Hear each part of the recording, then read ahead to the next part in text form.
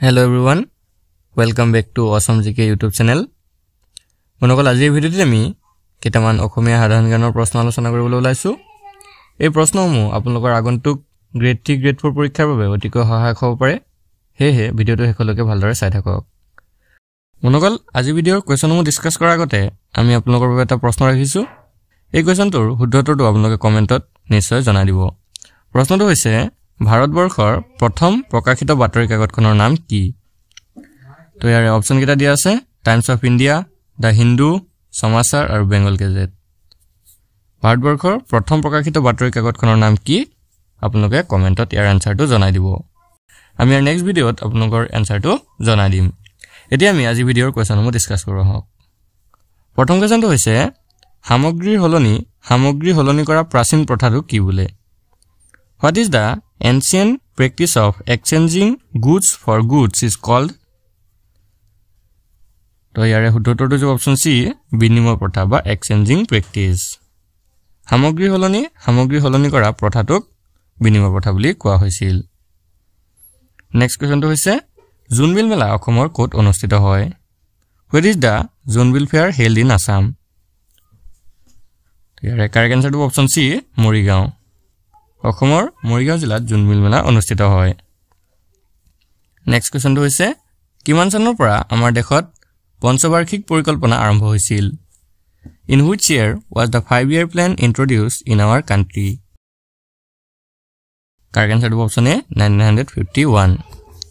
1951 চনৰ পৰা আমাৰ দেশত পঞ্চবাৰ্ষিক পৰিকল্পনা আৰম্ভ হৈছিল। নেক্সট কোৱেশ্যনটো হৈছে তলৰ কোনজন নীতি আয়োগৰ অধ্যক্ষ হয়? Who among the following is the chairman of the policy commission? শুদ্ধ উত্তৰটো option B the prime minister অৰ্থাৎ ভাৰতৰ প্ৰধানমন্ত্ৰী হৈছে নীতি আয়োগৰ অধ্যক্ষ। নেক্সট কোৱেশ্যনটো হৈছে আমাৰ দেশত দ্বাদশ পঞ্চবাৰ্ষিক পৰিকল্পনা কেতিয়াৰ পৰা কেতিয়ালৈ হৈছিল? When was the 12th 5-year plan conducted in our country? Correct আনসাৰটো অপচন বি from 2012 to 2017 2012 চনৰ পৰা 2017 চনলৈকে আমাৰ ভাৰতবৰ্ষত দ্বাদশ পঞ্চবাৰ্ষিক পৰিকল্পনা চলিছিল। নেক্সট কোৱেশ্যনটো হৈছে কোন চনৰ পৰা আমাৰ দেশত শিক্ষাৰ অধিকাৰ আইন গৃহীত হৈছিল? In which year was the Right to Education Act passed in our country? Correct আনসাৰটো অপচন বি 2009। বন্ধুসকল 2009 চনৰ 4 আগষ্ট তাৰিখে মনত ৰাখি থব 2009 চনৰ 4 আগষ্ট তাৰিখে ভাৰতবৰ্ষত শিক্ষাৰ অধিকাৰ আইন গৃহীত হৈছিল। নেক্সট কোৱেশ্যনটো হৈছে ভাৰতবৰ্ষৰ প্ৰথম বেংকটোৰ নাম কি? What is the name of the first bank in India? ইয়াৰে শুদ্ধ উত্তৰটো option B bank of Hindustan. ভাৰতবৰ্ষৰ প্ৰথম বেংকটোৰ নাম হৈছে বেংক অফ হিন্দুস্তান আৰু এই বেংকটো প্ৰতিষ্ঠা হৈছিল 1770 চনত। মনত ৰাখি থব 1770 চনত বেংক অফ ইণ্ডিয়া 1770 চনত বেংক অফ হিন্দুস্তান প্ৰতিষ্ঠা হৈছিল। নেক্সট কোৱেশ্যনটো হৈছে উত্তৰ পূব উন্নয়ন বিত্তীয় নিগম বা নেটফি কিমান চনত স্থাপিত হৈছিল? In what year was the North East Development Finance Corporation or NETFI established?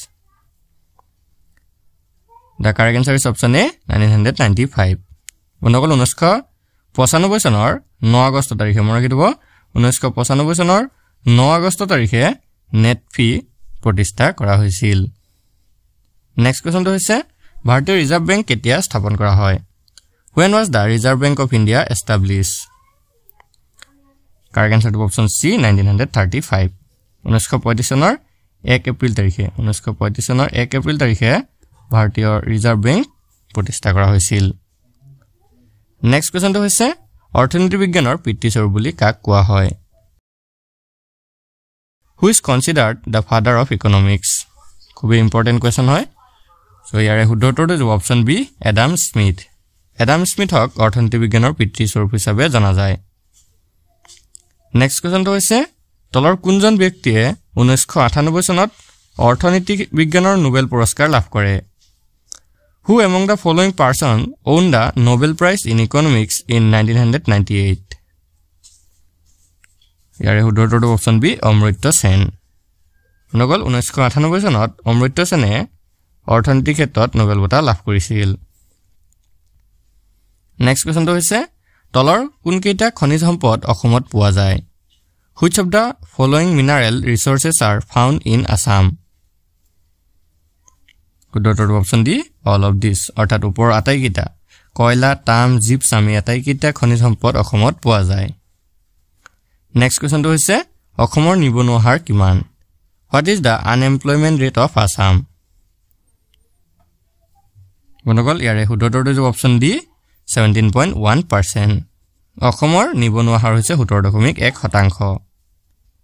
Next কোৱেশ্চনটো হৈছে অসমত সৰ্বাধিক উৎপাদিত শস্য কোনবিধ Which is the major crop grown in Assam? বন্ধুসকল ইয়াৰে শুদ্ধটোৰ অপচন A ৰাইচ অৰ্থাৎ ধান অসমত আটাইতকৈ বেছি উৎপাদিত শস্যবিধ হৈছে ধান নেক্সট কোৱেশ্চনটো হৈছে অসম কিহৰ কাৰণে বিখ্যাত Assam is famous due to তো ইয়াৰ অপচন কেইটাৰ ভিতৰত কাৰেক্ট আনসাৰটো হৈছে option D A and B অৰ্থাৎ চাহ আৰু ৰেচমৰ বাবে অসম বিখ্যাত নেক্সট কোৱেশ্চনটো হৈছে অসমৰ ক'ত চুনশিল পোৱা যায় Where is limestone found in Assam? শুদ্ধটোৰ অপচন বি ডিমা হাছাও আৰু কাৰ্বি আংলং জিলা অসমৰ ডিমা হাছাও আৰু কাৰ্বি আংলং জিলাত চুনশিল পোৱা যায় পিছৰ প্ৰশ্নটো হৈছে অসমৰ আটাইতকৈ সৰু ৰাষ্ট্ৰীয় উদ্যান কোনখন Which is the smallest national park in Assam? বন্ধুসকল ইয়াৰ কাৰেক্ট আনসাৰটো option B Orang national park অসমৰ আটাইতকৈ সৰু ৰাষ্ট্ৰীয় উদ্যানখন হৈছে ওৰাং ৰাষ্ট্ৰীয় উদ্যান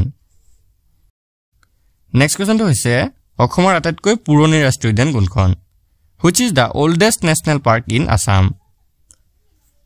আমি ইতিমধ্যে পাইছো যে অসমৰ আটাইতকৈ সৰু ৰাষ্ট্ৰীয় উদ্যানখন হৈছে ওৰাং ৰাষ্ট্ৰীয় উদ্যান এতিয়া আমাক সুধিছে যে অসমৰ আটাইতকৈ পুৰণি ৰাষ্ট্ৰীয় উদ্যান কোনখন সো ইয়াৰ কাৰেক্ট আনসাৰটো হৈছে অপচন এ কাজিৰঙা নেশ্যনেল পাৰ্ক অসমৰ আটাইতকৈ পুৰণি ৰাষ্ট্ৰীয় উদ্যানখন হৈছে কাজিৰঙা ৰাষ্ট্ৰীয় উদ্যান বন্ধুসকল আজিৰ ভিডিঅ'ৰ শেষৰ কোৱেশ্চনটো হৈছে বিশ্বৰ সকলোতকৈ ডাঙৰ শুকান মাছৰ বজাৰখন ক'ত অৱস্থিত World biggest dry fish market is located in correct আনসাৰটো অপচন এ জাগিৰোড অসমৰ জাগিৰোডত বিশ্বৰ আটাইতকৈ ডাঙৰ শুকান মাছৰ বজাৰ অৱস্থিত